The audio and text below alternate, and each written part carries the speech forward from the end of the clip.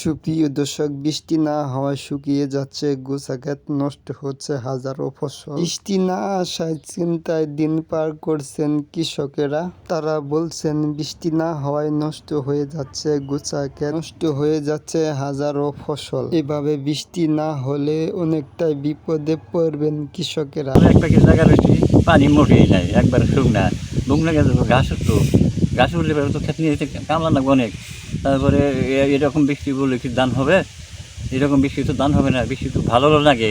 তখন তাহলে আমরা মার খেতেছি না, অনেক টেহা গেল খরচ হালে সারে, বুঝলেন নাই? তাহলে এইভাবে কীভাবে কি চলি, কী করে খাই? ঠিক আছে, ক্ষতি তো ওই বৃষ্টি নইলে তো ক্ষতি। বৃষ্টি ভরবো না, ধান হবো না, মানুষ না খেয়ে মরণ লাগবো। তারা বলছেন এভাবে বৃষ্টি না হলে অনেকটাই বিপদে পড়তে হবে কৃষকদের। বৃষ্টি না হলে অনেকটাই ক্ষতির মুখে পড়বেন কৃষকেরা।